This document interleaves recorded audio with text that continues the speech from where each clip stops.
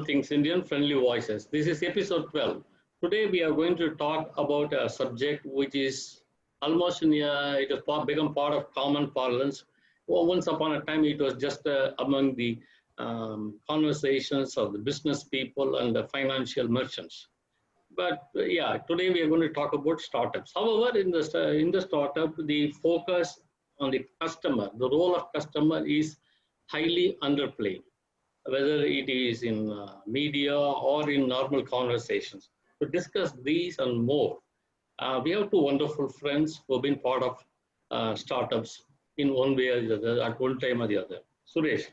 Yeah, thank you, Rajmohan. Let me introduce both our guests today. First, this is Nandini Vishwanath. Welcome, Nandini. Thank And I'm happy that you are here. Now, Nandini is a very experienced customer experience professional. Many of you would have know about a company known as Urban Ladder and maybe even purchase some furniture from them. She was one of the first employees there, and from day one, she's been the person who has designed the strategy and the customer experience function for Urban Ladder. She's also one ex-YC company founder. Now she's helping Antler India build its presence in India. She can be reached on Twitter at Nandini V. And if you want to connect with her on LinkedIn, she's at Nandini Vishwanath in LinkedIn. And once again, welcome Nandini. And then we have Mauli. Chandramouli is his full name. He goes by the name GC Mauli in Twitter. Mauli has been a product leader. He has about 17 years of experience. Now, first a decade of his experience was on engineering roles, and the last 7 years he has been in the product roles.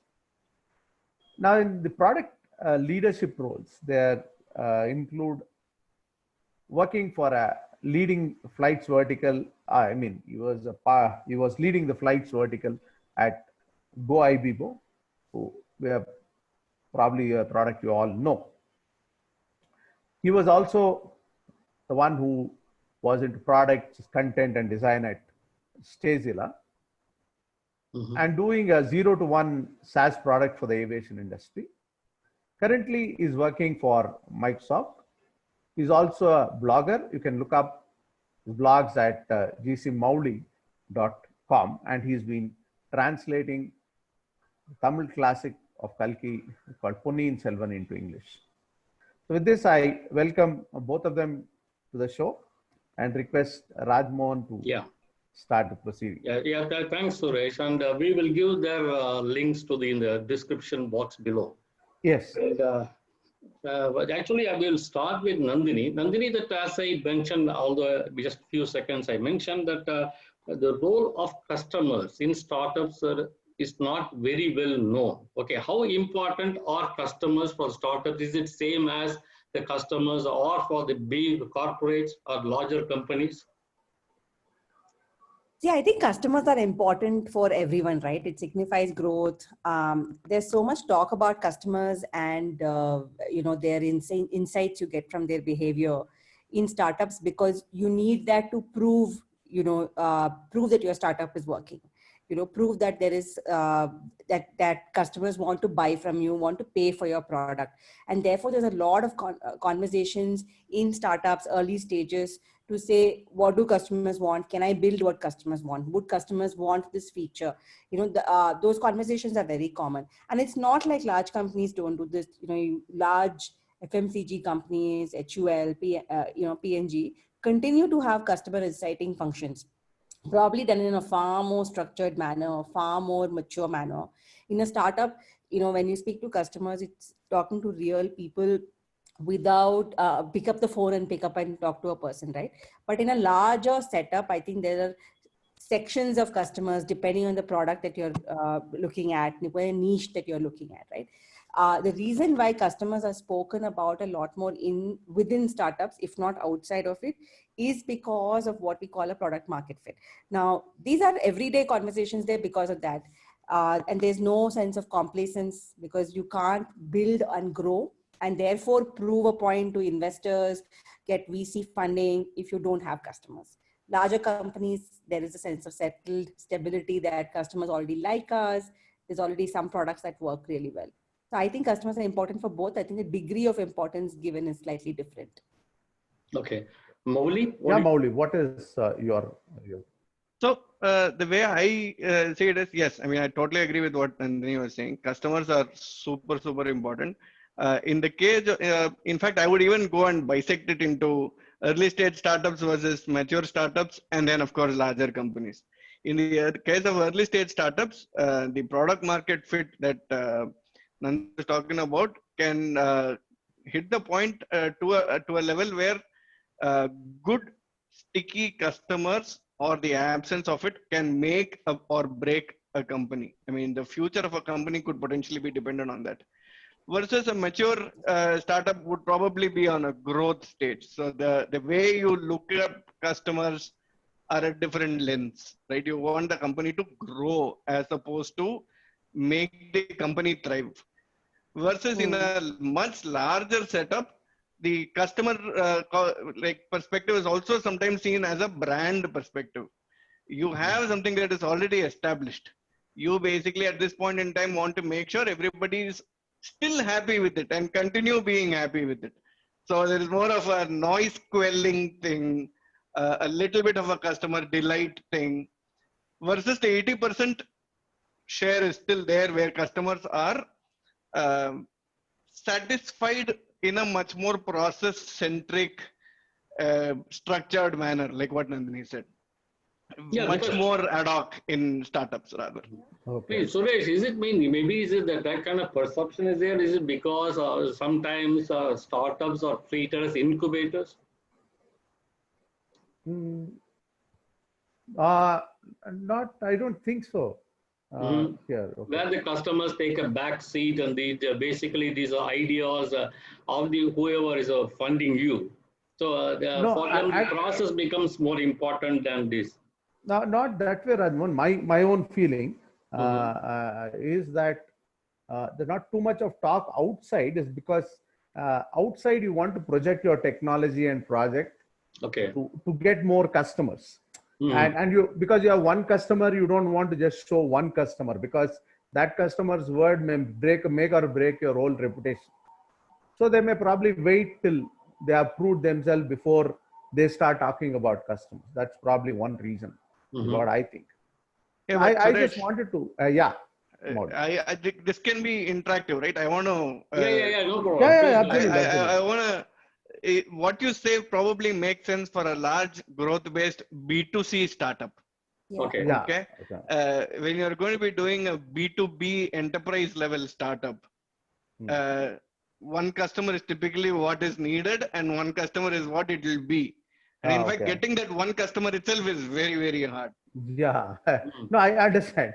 What you say is very correct. Now, I just want to talk about this, Mowli.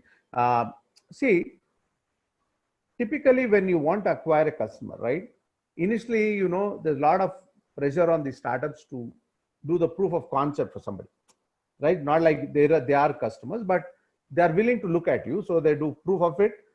Then what happens in many cases, these people start dictating, or as you said, in a B2B space, where one customer is very important, they start dictating on how your product would flow, how your product would go. And sometimes it may even go a different path than what it was supposed to go because of these cases, right? So does this happen often? And suppose it's going to happen. Sometimes the path could probably be much better than what you envisaged, or sometimes you know that it is going somewhere else. How do you arrest such things? So let me think about this. So the way I would look at this, right, is I think we should go back a little bit and let me define that product market fit thing that Nandini just mentioned. I think it's very core to understand that concept to answer your question. Okay. Because in my experience, what you say is true, very true, but in the very early stages of a startup. Correct. Right? To be accurate, when a startup has not found what we call a product market fit. This is a moment in time, or sometimes moments in time, when a product has found a sustainable market with respect to either a problem that is getting solved or an opportunity that is going to be opened up. But until then, you are right, startups are in this exploratory mode.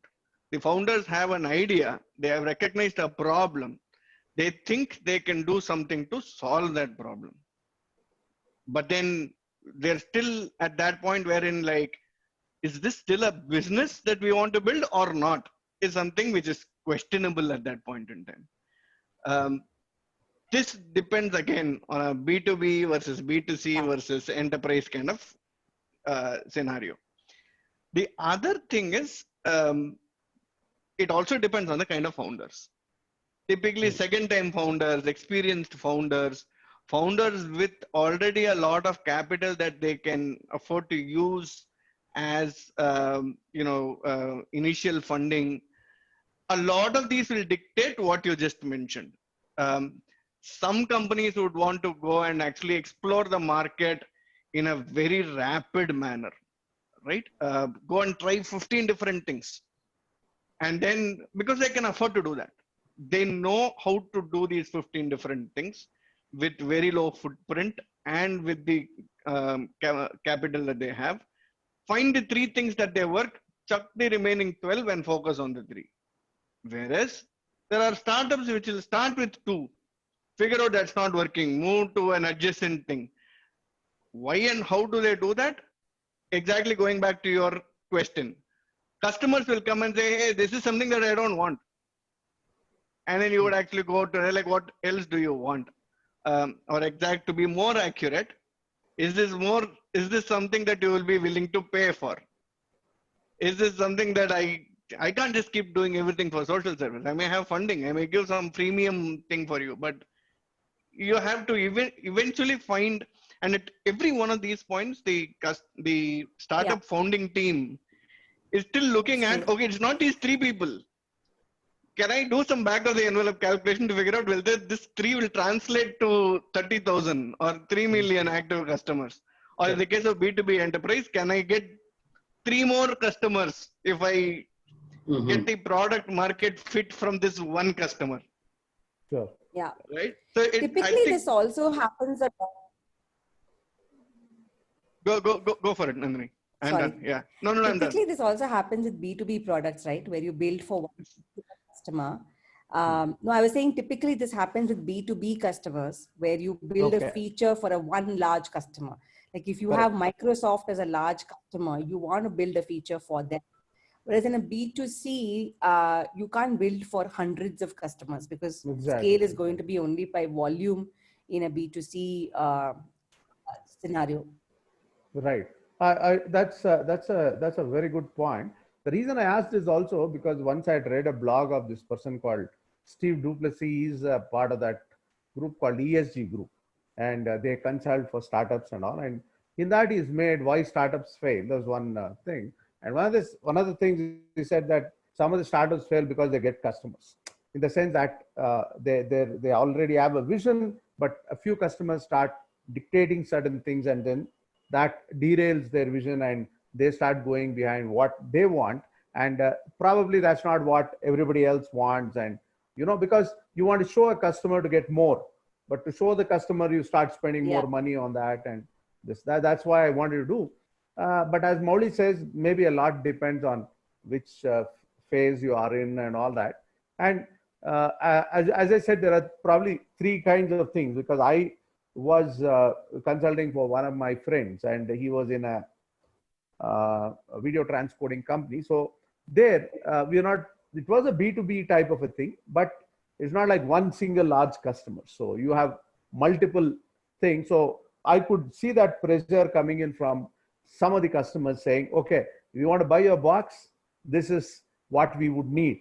But they didn't want to be in that space, but that demand comes more. So what do you do? These sort of questions are No, but I think always Molly will be able to answer this better. But when you look at a customer's request, you want to make sure that the same request is also true of the rest of the market that you're going to go after, right? What is the value of that request? If not today, will it become valuable later tomorrow? And then you take a call, right? There are some that customers will ask, which is very valuable and clearly solving a problem for them, right? correct. But it is up to your discretion and your vision for sure.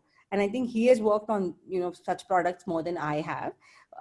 Because for me, like I worked in a B2C company, someone came in to me asking for a piece of furniture. I would rather look at the Raja category of what they're looking at. Are they looking for like day beds? Then is that a market that I want to explore versus a typical particular type of design? And that works differently, like he pointed out, with features in B2B startups, for instance. Okay. It takes a lot to build that. A lot of engineering. Correct. Yeah, I wanted to just add one small thing in this, right? Even in large scale B2C, I think she hit the nail right there. Nandini hit it right there. Customers may not dictate or ask for a bunch of things, but customer segments could. And those are actually important. I think that's what when she mentioned categories. Yeah. A company may not have been into beds at all. But then let's say they get into a market like, I don't know, hypothetically Chennai, wherein the supply and demand basically dictates that you have to have beds.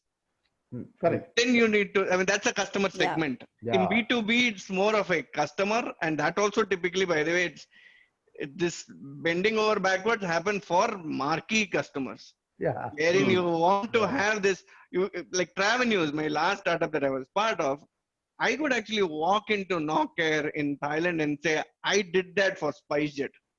And they were like, oh, okay. Then they will actually start. Until then, when I used to say, I'm building this SaaS platform, this, that, they were like, yeah, sure. Correct. So are 30 others. But I say, like, you go open up your app, and that is something that we built for SpiceJet. People were like, oh, okay. Now sit down, let's talk. Yeah. So marquee customers are different. It depends. Okay. Yeah. So Nandini, I just wanted to ask something. I want to go further down, more fundamental, more basic questions, Nandini. How do startups get valued? How do they get valued? And is a customer segment or customer a part of it at all? I think startup valuation is very arbitrary, honestly speaking. And I think that you can ask this question to, I'm not a seasoned, venture capitalist or even a seasoned entrepreneur, but what I have learned in my 1 year of entrepreneurship and in the little time that I've spent in early stage startups is that really like it depends on who the founders are. Are they repeat founders? So you could find repeat founders with higher valuations than a first-time founder, irrespective of the idea and sector they're working in, especially when it comes to like very early stage startups, right? It may also depend on who is investing. If your first investor is someone big, then they can afford that valuation, and therefore, that valuation goes up. So I do think valuation is arbitrary, and I think it is. I am personally someone who worries a little bit about valuation defining business growth and defining customer experience and defining how good a product is purely based on how the company is valued or how much the company is valued at. And you will see these conversations all the time on Twitter, for instance. I don't want to take names, but all the time on Twitter with, specific companies. They're doing well, not that they're not, but the point is, do they deserve that kind of valuation is a good question. For example, when companies get chosen by a Y Combinator, which is a Silicon Valley, accelerator investor, valuation automatically goes up. Do all companies that come out of Y Combinator successful? Like mine wasn't. But in spite of that, our valuation is fairly high. So it really does not correlate to performance or, great product or great service in any way. Okay. Yeah. Molly. My 2 cents is very, very similar. I mean, I would use a slightly different word. Uh, Nandini used arbitrary, which is fairly accurate, but my choice of word would be subjective. It depends on like what she rightly said, right? We see the founder, the environment, the same, we see the same founder in a different environment could be different. The same VC, same founder, but when he was a first time founder would be different.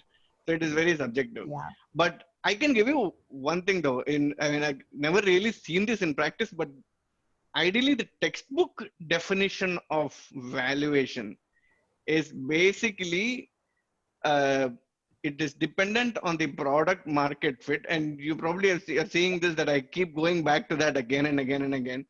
uh, it's dependent on whether a company has reached product market fit or Yeah. has potential to reach product market fit because of an experienced founder or because of the environment or what industry they are in, and the effect of that resulting in huge opportunities monetarily.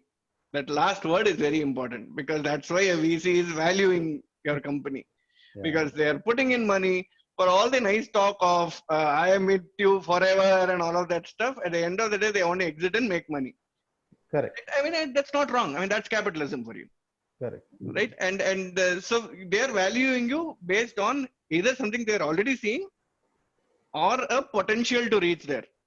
Yeah. And the potential to reach there is where the subjectivity comes in. Right. It is like a personality thing, man. I look at Suresh and I think he's this kind of a guy. Correct. The VC is doing that for the founder and the company and the area you're starting, essentially. Correct. Correct. So just to ask a supplementary question to Rajmohan Singh, see, we find that a lot of these startups get very, very highly valued, but they're actually having customers and making losses, right? So is it also there that sometimes you want customers even at a low cost or something, making a loss, so that this will translate into a better valuation, so that later on you can do something better? How do you deal with that? I don't think customers impact valuation at all. Growth, like Molly was rightly saying, growth at some level signifies product market fit. It means growth is equal to growth of number of customers or the kind of, growth of your product adoption, for instance. Then you can say that, hey, you know what, clearly they're reaching somewhere around product market fit. And that would mean more customers are using it, more customers are paying for it. From that point of view, maybe, valuation will increase. From a seed to a series A, maybe you have to show certain amount of growth to say, hey, you deserve this valuation, right? Customers individually and their experience, especially, does not impact valuation. You will see a lot of companies having great valuation, but terrible customer experience, both in terms of the product experience and in terms of the actual service on ground. Right? This does not impact valuation, sadly, though. Technically, ideally, we would like for, VCs, and I'm saying this working in a VC firm now, ideally would love for VCs to take a look at the ground picture to say, hey, why aren't we fixing some of these things before I pump in more money? But unfortunately, that's not how it works. The potential of where this company could take them, the potential of where the founders could go is what matters, like you were saying. Okay. Exactly. Right? They want to see, growth, just growth per se, if you look at it, is meaningless. Growth coupled with a propensity to pay by each of these growth customers is what will make a company successful. I'll give you some of these things. Let me bring in, I'm not in those companies anymore, so I can very easily bring in examples. A company like, let's say, GoIbibo, right? I was there when GoCash was released, right? That network effect multiplier, I was there during that time. We basically got hold of people's contact books and basically said, you get 50 cash back every time somebody clicks on this link. Everybody, go click. Everybody got $50. $50, what can you do with that $50? Basically nothing, because at that time a flight ticket was $5,000, and even if you did get 5,000, you could not use more than 500 of cashback. But what did that give the company? The reach. It became a household name. I mean, GoIbibo, just when people were like thinking of oh, this is my, and I knew it because I used to do customer service off and on. I used to call people. I used to figure out. I have actually spoken to people like people who were doing security jobs, watchman jobs.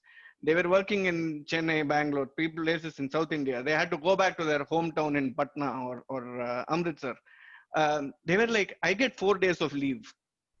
If I take a train, 2.5, 3 days is gone in that. I spend 1 day over there. Whereas, let me actually see if I can get a good ticket in a flight. First time flyers. The minute first time flyers, and what did they think of? Oh, go Abibo, because I got an SMS from them saying I got $50. Yeah. The brand building, the growth building, the scale building is there. And again, it completely depends on the industry, right? That nascent time when low cost carriers were coming in and bringing in 2,000 rupee air tickets, that made sense. But then if I go and say like send an SMS or like I'll give you 50 Taj 50, like I don't know, 500 rupees of Taj coupons to you, to every person in my address contact book, it's useless, right? Yeah. Now, say the thing is here. I'll ask this as two different types of questions. One It's for also a huge B2C cost and- for the teams. Yeah. No, go ahead. No. I said I'll ask this as two different segments. One for B2C and one for B2B. One is, see, we initially have a small number of customers, so dealing with them is different. Once you have a large number of customers, the scaling process, sometimes startups fail when they start dealing with large number of customers, or it could be that they're doing small amount of business in B2B and that business scales up, right? Maybe the B2B, they're doing only X transactions a day, right? Which may scale up to 100 or 200X transactions a day, right? So what happens during this sort of growth? How do you manage this growth? How do you reach what do you call regig your process to handle this growth? Nandini, you want to go first on this? I'll go next. Sure. See, I think one of the things that you constantly learn is do things that don't scale. This is something that you will find in every startup blog that you read about startups, right? I am a little conflicted on that. Do things that don't scale work very well when you have a very small set of customers, but nobody really, you can prepare for it. Nobody really knows when you suddenly scale. Something might just tip over. Yeah. It's just like Correct. one thing, right? And then you can't do things that don't scale. What you want to do is have a balance of doing things that don't scale from a larger delight point of view, from a larger point of view of understanding what your customers like, and see if it can scale. But 99% of the times, the things that you do which ideally don't scale will not scale. At the same time, parallelly, you want to be prepared with tools, with processes. You want to think long term. Even if your startup is very young and you don't think you'll grow as fast, even then you want to think what tools can you put in place. Can you, just to give you an example, right, with customer experience, especially in the beginning, you can answer every customer's call, right, as the CEO or as even the customer experience head, and the experience you give will definitely be different from the team that you hire and build. But you want to make sure that what parts of what you're doing will actually work with the team as well. Don't over promise your customer something that your team cannot deliver. Two, tools and processes, like I said, right? Do you have to use a different CRM to keep customers happy? Are there reports that come in to say what is breaking? Because earlier when you have 100 customers, you could have easily mirrored out on, say, an Excel sheet. Do you want to keep ready with those things, right? The third thing possibly that comes up is literally to say, when you have all of these tools and processes, how are you using it? You should be able, your team should not have so much that they don't know how to use it. And therefore a customer is upset, right? And there's a very thin line. You don't know when you cross that. It could be one Diwali sale that pushes you over the edge, but you have to be ready for it. But at the same time, those customers may need more attention because it's Diwali. So I think a balance is what works. I don't think that you can go either way from day one. Even after like 5 years at Urban Ladder, I figured that there are some customers who are always going to be picky. You want to be, and they're your old loyal customers, people who trusted you early on. You want to give them the kind of service that they got the first year, as opposed to give them something that they're expecting in the 6th or 7th year. build for a seamless process, build for self-service in your customer experience product, so that they can do things themselves, like an Amazon, for instance, right? Nobody complains about customer experience, and actually you would never have spoken to anybody things that don't scale. Literally have built that process for you to experience as a customer seamlessly on your phone, whatever device, right? And that is that they manage scale very well. Did Amazon spend time talking to customers on the phone? Maybe early days, but I don't think in the last 10 years they've spoken to customers on the phone. But they do a fantastic job, and it has not affected their customer experience at all. Sure. Yeah, Maulik. So two parts to my answer, right? I mean, one part, let me extend off where Nandini left in an industry where I'm more familiar with. And this time I'm not going to take a company I worked for, but I'm going to take a company that used to be our compete, which is still okay. I mean, everybody, if they do a good job, they could do a good job, period, right? I'm going to talk about Airbnb, right? Who are our competes when we were doing Stagezilla. So we put in a lot of, I mean, we had our own customer support team. We also had, in fact, when I headed the product for the customer facing vertical, I had a post booking experience pod. The only thing that pod was responsible was to basically build tools and products to take care of post booking. After somebody books and they actually go into the homestay, feedback, and then all of that business, right? Cancellations and all of that stuff. We were busy building a lot of that stuff, and I'm giving you this example because you need that balance. We thought we were ready. We had things that were flowing into our own CRM that we had built. We had a cancellation, reconciliation methodology. All of that stuff was going good. But then there were always things where like there were these one or two issues that would just like burst because of security concerns and so on. Classic example was this actually happened in India, in UP somewhere. I think it was Agra. This was our compete. So this was, but we got to know about it due to our channels. There was a couple with a small kid who went to Airbnb near the Taj Mahal somewhere. They went in. The host basically was inhospitable, was very rude. Basically said, "I can't let you in." This was 11:30 p.m. Okay, young couple, small kid, like they were like terrified. 11:30, they were like unknown city. They were from the south of India. They were like just really bad state. They called up Airbnb.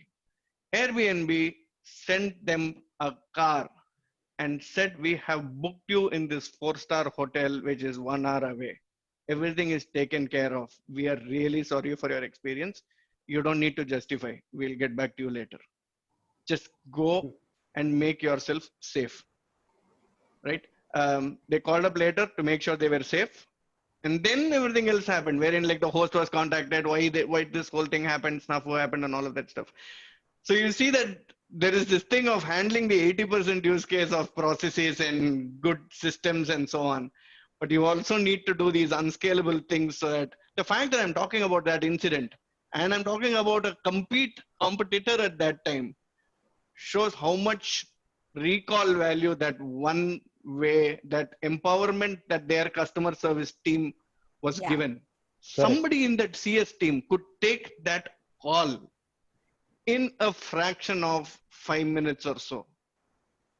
Right? Exactly. That shook us up. We were like, if something like that happened, would we have, we did things reactively. That's a different matter. We went and actually created a corpus for every day and said, people, if something like this happened, you could go hit this corpus. You just need one approval from your shift manager and you're done and all of that stuff.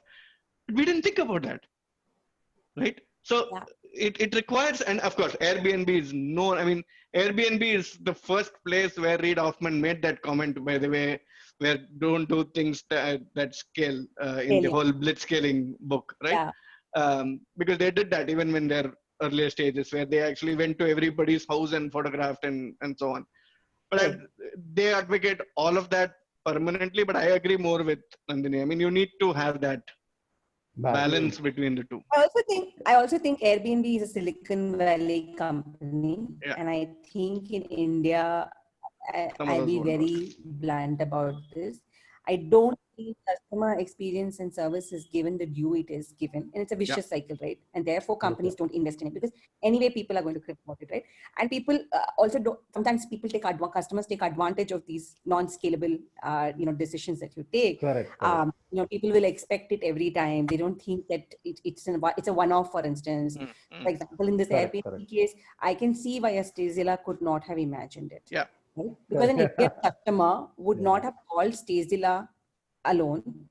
They would have put it on Twitter. And I'm not saying it's wrong. It's their right. And they've obviously failed it, right? But unfortunately, it also depends on the geography you're operating in. As much as, and the idea, of course, is to go with a very good intent of giving good service. But you have to be careful, or you have to be cautious about this bit, right? That there is going to be a backlash irrespective of what you do. Yeah. So I just wanted to just tell one incident which had happened in one of the companies I worked. I don't want to name it. So we had a customer come in from the US. And you know what happened? Something which you don't want to happen happened. His laptop got stolen from the conference room. So he comes back and says, "Where's my laptop?" And everybody says it must be here. Nobody even thought. It was fairly a big company. Nobody even thought that somebody could have stolen it. So it took about 10-15 minutes to realize it was stolen. Okay. Then this lack of empowerment was one of the things that I noted there. If I was there in an earlier company where I used to work, right, I was in a much lower position. But there I used to take decisions very fast. When the customer calls, I used to say, "Don't worry, by 3 days we'll get you." Then I'd fight with my boss and get. Here, my manager was the person who was actually doing this. He couldn't take a decision. He called his vice president. He would come and he wouldn't take a decision. All the while, this guy is getting more and more, agitated. Then the person who was almost like a CEO came. He said, "Don't worry about anything, right? If at all there's any problem, the company not paying, I'll pay from my pocket. First tell him his laptop will be replaced by us. Let him buy one. When he goes back, we'll pay him the money." Moment we told, right, he was very happy. Nothing more. I mean, he's lost data and all. But the fact that he's going to get back his thing, and he was also a senior guy there. That as you said, right, in the lack of empowerment sometimes can have a bad impact on. I think that's a huge Indian problem. It's a huge problem. It's also a trust issue. And I don't think it's only with customer service, right? Right. No. In fact, in fact, employees don't trust their bosses. CEOs don't trust VCs. VCs don't trust CEOs. I think in India overall, because of the survival of the fittest is such a tough thing that trust becomes a casualty in that, across everything. Which is why even when you give an interview to the media, you ask them to send you something so that you can take a look at it before it goes out. There is just that very low level of trust. Yeah. Actually, I'll tell you, one of my 360-degree appraisal for me was, they said he delegates a lot, because I said, "Go ahead, do it, man. Why are you coming to me? At this level, you should be able to take a call for this, right?" And that comes out sometimes as a complaint that he is not looking at every decision. I mean, why do you want to look at every decision? So sometimes it's the reverse also. People want you to look because they are afraid that they will be blamed for their decision. That's again a trust issue. No, that is very common across the sectors, I guess. Rajmohan would know, being in the government. So actually, listen, I mean, startups or government, everybody working there are It's the same. All said and done, we are the same people, right? Yeah. So basically, Rajni, I just wanted to ask, when we are talking about the customers, the growth of customers, the number of whether B2C and all that stuff, especially the B2C only. So when the two things, one is the customer base grows. Obviously, that one is that regular thing like expectations of the company itself grows, and that means how will you realign the customer acquisition? That is one. Second is, suppose, let's say you mentioned somebody want of a particular customer wants a specific type of bed. But suppose, let's say 15 to 20% of your customers They want. Nobody is going to come to Urban Ladder and ask for something which is they are not in the business for. They are not going to come and ask for cricket bat or something else. So they come and say some kind of a new product. They say this is what we want. So will the startup also start looking at it because it's quite a sizable chunk of customers they want this? I think the sizable chunk depends on the overall volume, right? It's always a Yeah. ratio. Yeah. I mean, if you have only like say 100 customers, 15 or 20 customers coming in makes a huge difference. That's 20% of your base, Yeah. right? Yeah. So that Yeah. depends on the overall ratio.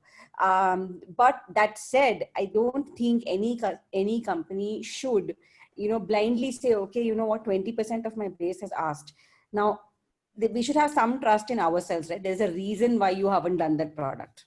Sourcing the material could be different. In a B2C tangible product situation, after sales could be difficult, right? We used to have a lot of customers who come in and ask us for specific types of products, right? We may not be equipped to handle that kind of product. Supply chain could be difficult. There's like 100 other issues apart from pure customer experience itself, right? Yeah, So yeah. I think that, and this is not to say make an excuse for not listening to customers. I think it is important to be transparent with the customer that even if I build this product for you, in 2 years, you will not like it.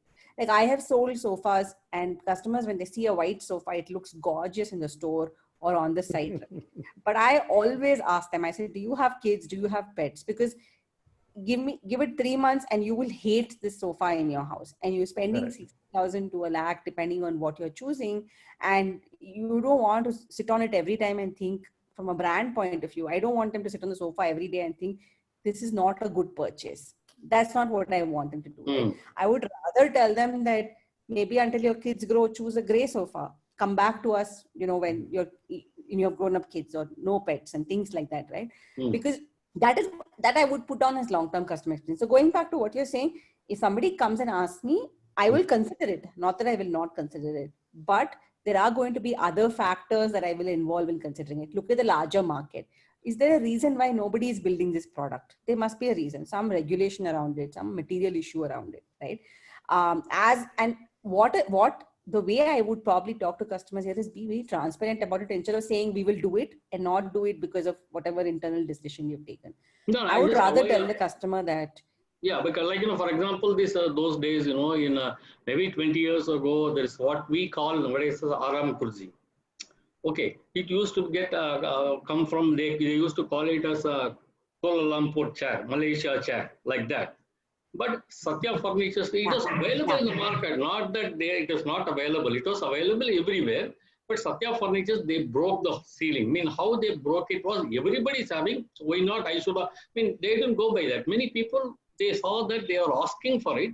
But then they started analyzing why they are coming and asking me. See why they have a very it's wonderful. Those Malaysian chairs. Yeah, so you look at the market. Yeah. Yeah, the hoop is one. And if the market says, if you do all your research about market, supply chain, the kind of material, is it actually comfortable or is it just a nostalgia inducing thing? Then once you do that research, then you can take a call.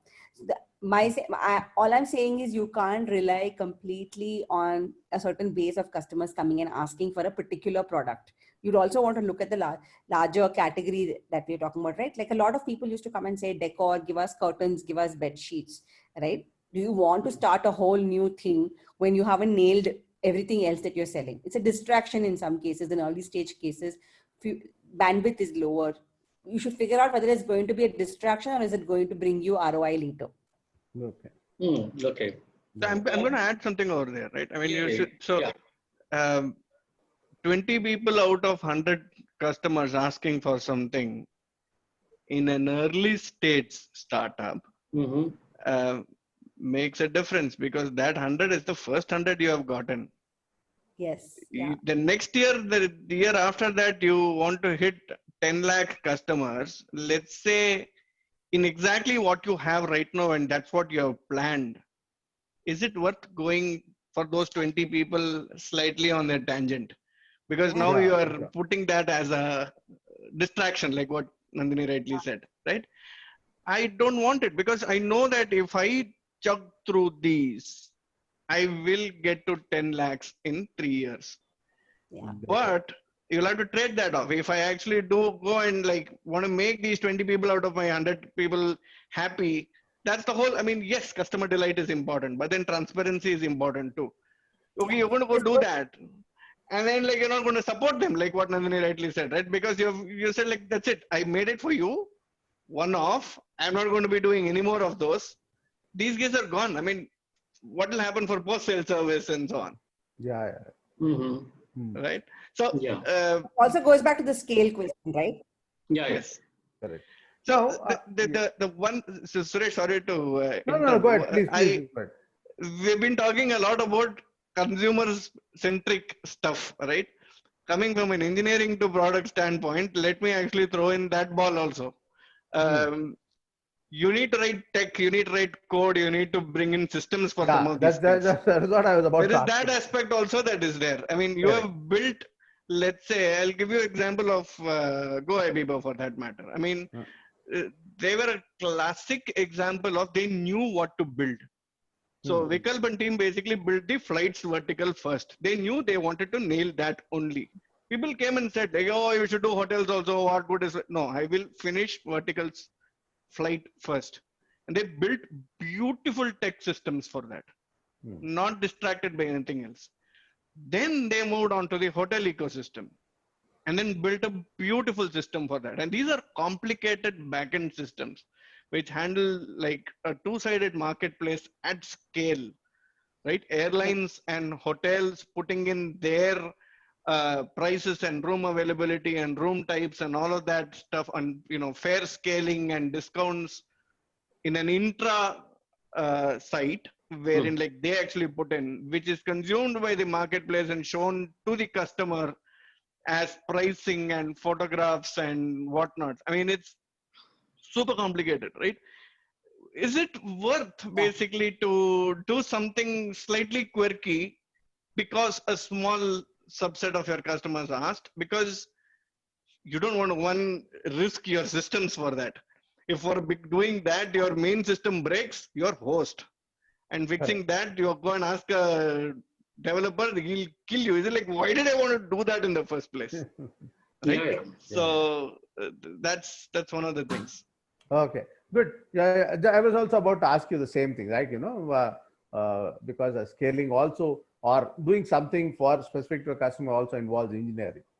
Now coming to it, I think Mauli somehow probably will come back. Nandini, I'll ask you a question in this, since you're been in a B2C sort of a startup there. Do you have some examples where you have personally seen, right, a good reference from a customer and that has increased your sales, or the customer has influenced others to buy your product type thing? Yeah, absolutely. I think for Urban Ladder, the first couple of years were purely word of mouth, right? Because we had, our first couple of customers were all friends and family, and like you would with friends and family, we requested them to post online, not pictures, nothing. We just said, hey, tell your friends about it, sort of a thing, right? But word spread, there are so many stories of, us delivering to somebody's house, their neighbor looking at it and then saying, hey, I want this, even without a reference, right? Saying this is a good piece of furniture. Somebody else is taking the risk of buying the furniture. You're already checking the furniture out and saying, okay, this looks good. Right. We had this one particular case where there was this one particular Bangalore customer and fairly well known in Twitter, but we didn't expect him to say anything, do anything. He wrote, he ordered something from us and we delivered it and he had a good experience. And so he put it on his Facebook to just say, I got this and it was great. And I think in 2012, 2013, Facebook use and Facebook sharing was very, very prominent, right? So he posted just like a couple of lines saying the service was really good. And he's someone who's in the industry, so he understands the elements that went into, having a good service and a good product. So he spoke about it. He said, I really liked this. And we were very new. There were about like 40 odd comments on his post, and all 40 of them ordered in the next 2 weeks. Like for me, that was just like, it was such validation, early validation, right? That just all 40 of them, different things maybe, and we had very small catalog and stuff, but all 40 of them ordered. And today, all of them like are our customers at Urban Ladder, right? So that way, I think that for B2C products, word of mouth works at a different scale. For B2B, I think, and Molly can say this, right, works even better because you are investing so much money in that you want to ask your founder friend, or you want to, depending on what you're using, obviously, you want to ask someone, have you used this before? And can I, like when we were looking at a CRM, we asked people who are, Freshdesk users, Salesforce users to say, hey, which one would you prefer and why would you prefer that? Is this the stage that you're in, right? Like we had, I asked like the head of customer experience of Myntra or someone to say, hey, what do you think? Should I do this sort of a thing? Which was easier for me because there's so much money that goes into it that you can't step back. You can return a B2C product, a B2B license kind of a product, you can't really return. You're paying for it, right? Exactly. So I think references work very well, especially for B2B products. In fact, they're probably the only way to go because there's so much advance money paid upfront. Yeah, Maulik. So, a couple of things, right? One, I'll again riff off the B2B thing that Nandini mentioned, and then I'll go to a couple of B2C examples also. B2B, one more thing that is super important, other than the fact that it's a license and it's a one-time, it's a huge commitment. The other thing is typically a lot of B2B software is built by talking to the customers and building it in a very nice, configurable, extensible, specific feature-rich way, right? So when Urban Ladder or GoAbibo, whoever, I mean, they basically want to go and let's say they want to evaluate. Let's take a different example, a Twitter sentiment analysis research tool, let's say. That is something that, each person will have their own. So you would actually go and see, okay, I'm GoAbibo. Competition and all that aside, right? Everybody in a certain decision-making mode, they are all networked in some way or the other. I would basically go and check my peer at MMT, ClearTrip. I mean, basically everybody in that area and say, hey, dude, what are you using, right? Because they would say, I wanted this, they created that for me. Or I wanted this, they have a hook where I can go and plug in my systems. Most of those are pretty much similar to what I would need. So that increases my confidence hugely, right? The configurability and the adaptiveness to me is something only another peer customer can tell me. I can't go read up on a documentation or anything like that. That can't sway my decision. Coming to B2C, right? Classic example was, so Travenews, which was my last stint, was a wholly owned subsidiary of Ixigo, right? Ixigo and Alok Bajpai, who is the CEO, are very, very well recognized people on Twitter. The reason being their customer, they've basically put a huge amount of focus on customer happiness and customer experience, right?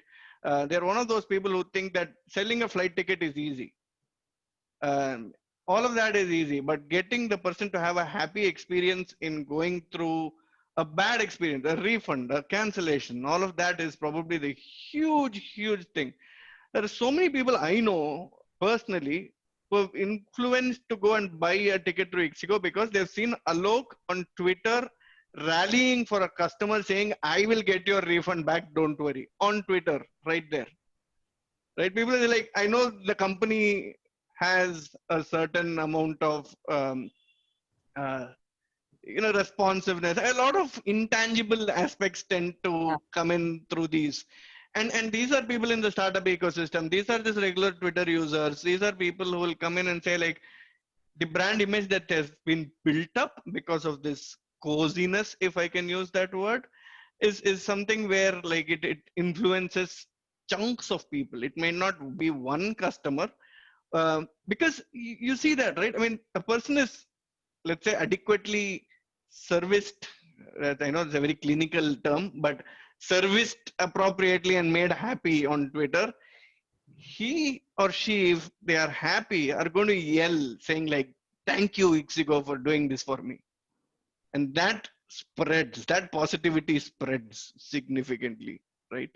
Yeah, okay. That is a way by which a lot of B2C people tend to, this is not their customer service. I'm saying this is not the Yeah. stereotypical Nina Reena people who are, responding on Airtel and Vodafone. I mean, these are like people who are part of the company jumping in, doing stuff and making sure that it's people are taken care of. Correct. I wanted just a small digression before I give it to Rajmohan. It's nothing really relevant, just to make it light in the sense that Maulik spoke about Twitter sentiment analysis. Nowadays, I thought there's only one sentiment in Twitter, right? The outrage. No, actually, if you see that, we probably talk about older Twitter. Oh man, no, I just joking. Wait, even what Nandini was referring to, that example I am aware of. Those days, it's a Twitter and Facebook used to be different. Today, somebody said there is a lot of no empathy. There is a borrowed empathy, and therefore we are all globally painful or globally happy. Nothing is real. No, I think, but I think in India, for customer service, I don't think, and for any service element that Maulik was saying as well, unless there's a one-off Alok kind of a person, I don't think people like to say good things about companies. Correct. Right? And it is not, I think as a culture, we like to find fault. Yeah. And I don't think it's an India thing. I don't think it's an India thing. I think we see it a lot more because we're in India. But I think world over, as anybody else, right? Even in one of the biggest advices that you get when you're a manager or leader is like, look at the good things apart from the bad things. But, when I talk about my son on Twitter, I realize that I don't talk about all the fun times I have with him. I only talk about all the mess that he creates, right? We're all always tuned to, finding fault, and that spills onto our customer service as well. Because if things worked well, and we feel like this is what I paid for, valid, right? It's not a privilege. It's like I paid for this, and you're supposed to give me good service, and I got it. Like if the flight came on time, flight landed on time, that person had a good experience, she's going to be like, hey, I paid for this, right? But if it didn't, that's when you want, you want to raise outrage. I also think that it goes back to all of us constantly finding faults with everything we do versus like really stepping out and praising people. Okay. Yeah. So very small point. Yeah. Please go ahead. To add to that, sorry. So classic example of, by the way, Nandini, that's not just India, that's everywhere. Yeah, it's across the, So if you want to take a classic example of this, just open up Play Store reviews on Android. On? Android. I mean, Android phone, just open up your Play Store reviews. Okay. You will not see okay, I'll give you exactly how it is. You go and check. Okay. Check how many 5 stars there are there. Check the number of 4-star reviews that are there. None of them will have anything written on it. Yeah. 3-star and below, you will 3-star you will find like a paragraph. 2-star you will find 2 paragraphs. 1-star you will find a whole story. Yeah. No, in a lighter vein, I told one of my friends was saying, which site I can get good deal. I said, go to tripadvisor.com. You will get the best budget vacation. He said, how? I said, you go there and read the comments. You will not go anywhere. Yeah. Even 5-star hotel, everything. Right? Everywhere, nothing is good, right? So I said, go there, read it, and then you'll think you're very good at your house and you're the best experience you can have. No, actually, I wanted to just take it from what both of them were talking about. At any point of time, do the startup companies feel to realign or revisit their customer acquisition process? Nandini, at any point of time? Yeah, I'm sure with scale, I think, you want to look at how much are you spending on acquiring these customers? Are these customers staying for longer? The much spoken about CAC and LTV comes into picture there, which means that like early days, you're experimenting a lot in early days, right? You don't know what works. So you might spend a lot of money. At some point, you want to stabilize that and figure out if your channels of growth are different. 10 years back, maybe, Facebook kind of marketing worked very well. I think now Instagram and influencer marketing works way better than anything else. what is measurable is also becomes important, right? So as you grow, as you scale, your customer acquisition channels change and your customer acquisition costs change, therefore. And also the way you start viewing customers also changes. Are you Yeah. building a niche brand? Are you building a mass brand, right? Everyone, when we start off, there is some understanding of the customer segment, but then you start seeing somebody else buy it, right? You think, okay, you know what, very contemporary, modern pieces, I will probably have 23 to 40-year-old people buying it. You will soon find that with times changing, maybe like, older people are buying it or younger people are buying it, or your customers are NRIs buying it for their families. You want to figure out if your product caters to all of that. And therefore your channels become very, very different and Yeah. cost becomes very different. So it certainly will change. Yeah. Suresh, that we have some another 10, 12 minutes. We can, we can ask one or two more questions. Yeah. One thing I thought was asking both of them is another, thing about customers being unhappy, right? So, let me say any incidents which you have dealt with where you have an extremely unhappy customer and you turn them around to become one of your better customers or one of your best customers. And how do you handle really unhappy customers? How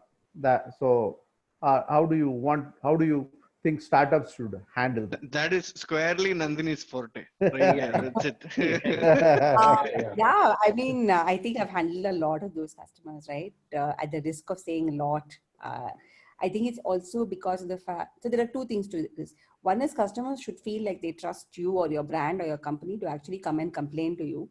Instead of saying just let go, they will not anyway change anything, which is the way we all look at Airtel and Vodafone right now, right? Like, no network, fine, let me just figure an alternative out. I'm not even like complaining to Airtel anymore about it. So one is establishing that trust that, you call them, they will fix it. In a situation where the customer is very angry, ultimately maybe you will end up giving a discount or something of that sort, right? And it works very well in India. But that's not the first approach that you should go after, right? You want to first listen to figure out where you went wrong. Sometimes just listening to the customer is half the battle won, because that person is so mad. That person has spent that kind of money and obviously wants to vent it out. So listen to them and then figure out the solution. And the solution may or may not involve discounts. There have been lots of times in my career that I have not actually given out discounts, but managed to get the job done. Admittedly late, admittedly better than what we did, but that's what the customer wants, because he or she knows I'm paying this much, I want this kind of service, right? A lot of it should be preempted. Can you imagine situations that could go wrong? The example that he was talking with Airbnb, right? Clearly Airbnb had thought that somebody's going to get stuck somewhere at 11:30 in the night, and this is a scenario we should build for, right? It may happen only once a year, but you want to have some sort of an SOP around what you want to do, right? And empowerment comes there for that matter. In my career at Urban Ladder, I've done this a couple of times, right? We had this situation where we had to fix a kitchen and wardrobes for a particular customer. Usually when it's kitchen and wardrobes, couple of things come into picture. New house, which means think of that person who has taken an EMI, taken a loan, paying EMI. It's not easy for them to again pay for a kitchen and wardrobe. They're still doing it because it's one of those essentials. Imagine if you delay it, everything gets delayed. That much more interest. They can't move in. They're paying rent elsewhere. Literally, you want to imagine the entire scenario of the customer, especially if they're ordering something like that. We had this person order something and we were supposed to deliver it by the first week of October, just before Diwali, because his family was coming down for Diwali. We messed it up. We couldn't deliver on time. I got it done, fixed on Diwali when he left to bring his family back, his parents back from their village. We got it fixed, right? He came back and I looked at it as a regular customer problem to be fixed. He came back and I called to check in to see is everything okay, because he was not at home when we got it fixed. And he said something that I will never ever forget, right? He said, you don't know what you've done for me. I'm coming from a small village in Andhra Pradesh. My parents never thought that I would buy a house on my own, right? So I wanted it all to be perfect when they landed in Diwali.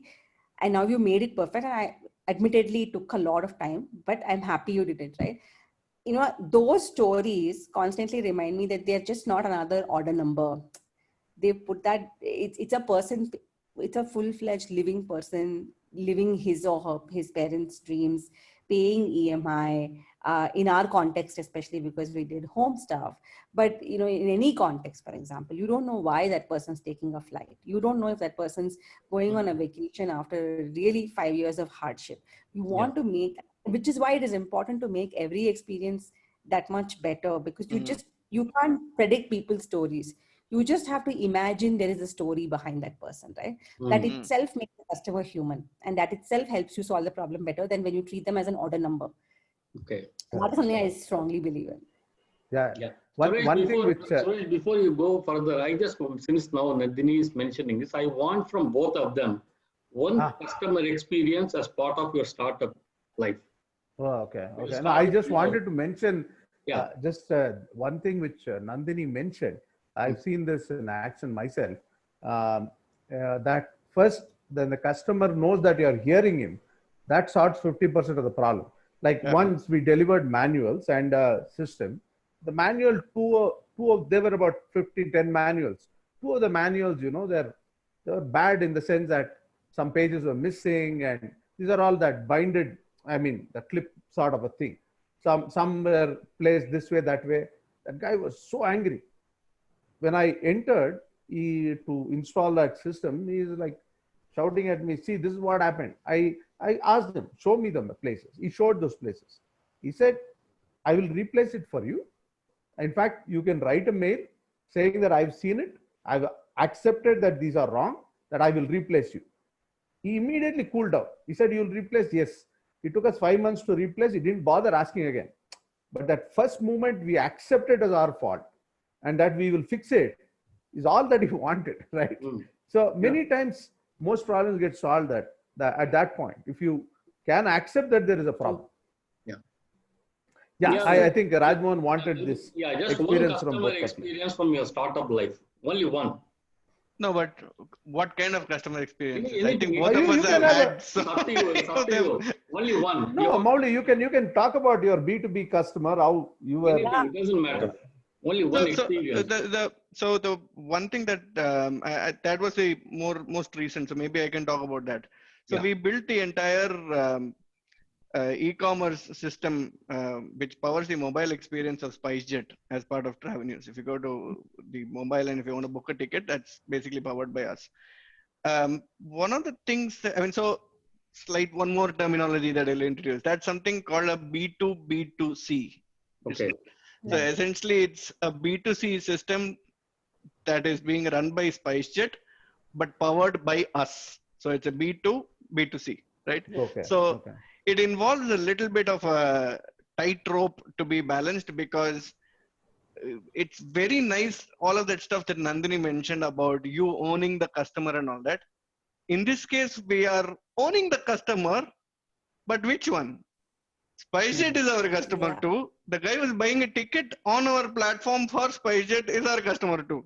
Yeah. So there are times when you got to balance this out, where, like, and to give an example of a customer experience, Rajmohan, the thing is, there have been so many times when I'll go and read Play Store reviews. There's one which basically said, why doesn't your flight status system, the notifications, accurate at all, right? We know that it works. We know that there is a backend system that works, which is not powered by us. We wrote it for SpiceJet. SpiceJet doesn't have control over that either. And then you're like, how do I even answer that question to this person, right? There are so many things that goes behind getting that one single notification to you saying it's 35 minutes late. It's not somebody who's going there and typing saying it is 35 minutes late, right? So that is a class of customer experience thing that I can tell you. I mean, eventually we wanted to actually write our own system for that and all of that stuff as part of Travenews, but that's another class of experience where, like, we wanted the experience for the consumer to be beautiful. Yeah. But then most times SpiceJet will get the kudos for that. It's like, wow, SpiceJet built this beautiful website. I'm like, hello, that we built it. Yeah. So this white labeled B2B2C thing is a nice, interesting tightrope walk to. It's a challenge, Yeah, Nandini. she'll probably have more human stories, man. No, it Not doesn't like matter. Human not or- like airplanes and jet engines like mine. Oh, I have a lot of lot of B2C sort of experiences, right? Had a customer, for instance, who ordered very early on in Urban Ladder's journey. She ordered something and ordered a mirror or something, and we were going to deliver it. I had a very funny story actually to say. She said my delivery is on this date, and that time, we had like only Excel sheets to rely on. We had not built a system where the customer could track from their account and stuff like that. And so I kept telling her, no, your delivery date is another date.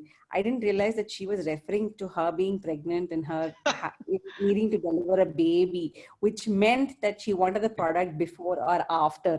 Okay. She wasn't particular about delay and everything. She was just like, and both of us were in our own worlds, right? And I was just like constantly talking to her about our delivery date. And finally we got, we clarified the, it was hilarious. So the person who went on to do the delivery for the product, which is a mirror, coincidentally, this was one of our first instances, decided to take a bouquet of flowers because he thought that, because I had told him about this funny story. So he thought, maybe I should just like take a bouquet of flowers and give it to them. And so he gave it, and she was so thrilled that somebody did that she came back and said thank you and stuff. And 2 years later, we started selling children's furniture, a crib, right? And she called me to say my son or daughter, I don't remember, is 2 and I don't need the crib, but if there's any other children's furniture you're ordering, I would want to order it because I'm so happy with your service. She bought like some 3,000 rupee worth mirror, right? It was just a bouquet of flowers, some $300 worth of bouquet of flowers, right? She came back and she ordered, and we decided, of course, that it was a very nice gesture for people to trust us that early in the journey. And so we decided to like give it to her at a discount or free or something. But just that, those stories keep coming back to me because on bad days, you think of like that the people you're selling are actually people behind a very irate phone call or a terrible Twitter tweet, right? So I think that is something that keeps you afloat on bad days. No, and there are lots of bad days in customer experience teams. No, you be part of a startup for a few years and actually see this in real life.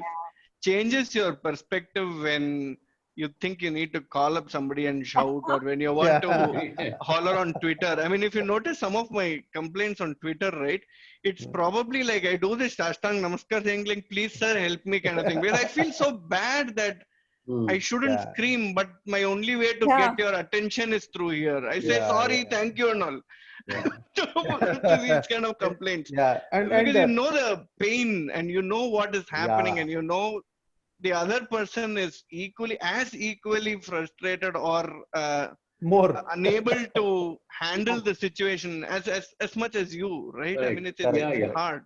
No, same thing, right? If somebody calls me from a bank or something, so for all these calls I answer them. And I say I don't need it without being harsh.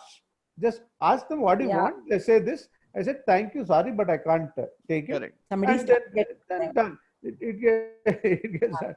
Other thing which Maulik mentions very interesting, and this is very important also. Like you go to B2B to C, B2B systems are so complex internally. And now you're talking about each one of them implementing their own full stack, which is on some 10 different frameworks, right? And then this interaction, and they are having 10 different frameworks.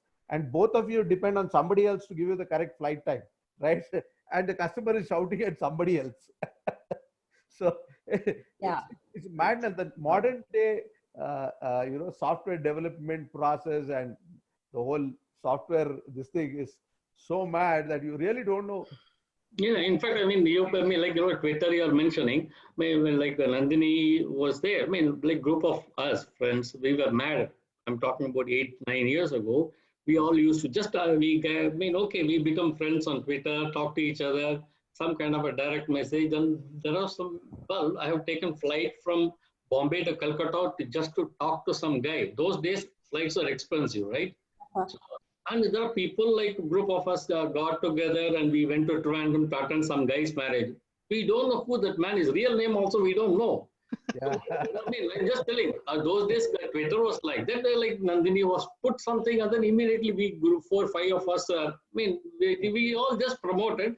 We were all happy. I think, like, you know, that. Oh, then Nandini started following all of us. Mm. So then, okay, I mean, despite all these days, she knew me only as a philosopher. Probably first time. It's true, actually.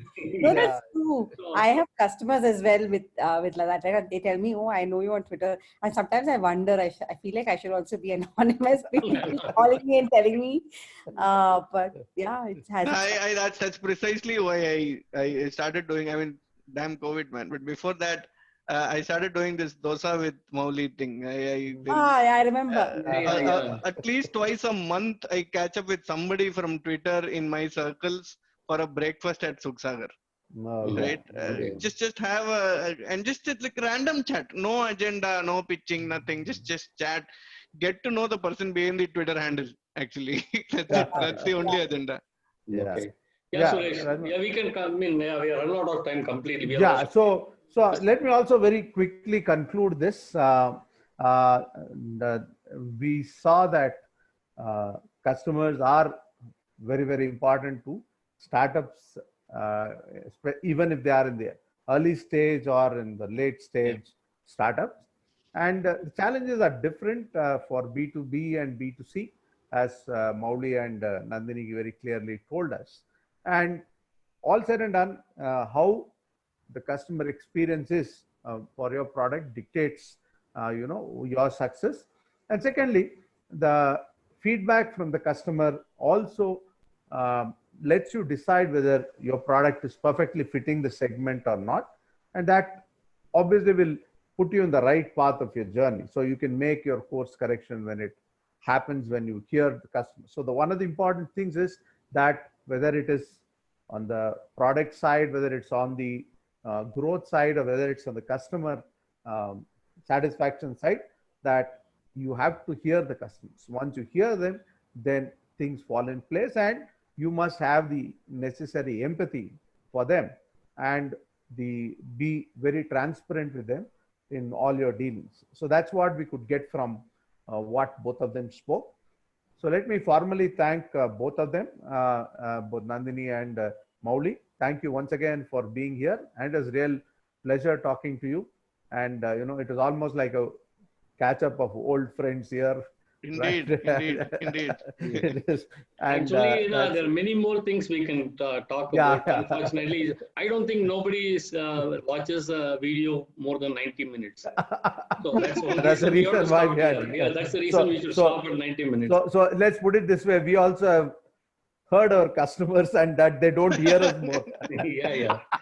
That they don't hear us for more than 90 minutes. That's one constant feedback. Please do not take it more than 60 minutes. If at all for 2-3 minutes is okay. Yeah. So anyway, thank you very much. Thanks, Thank you. Mauli. Thanks, Nandini.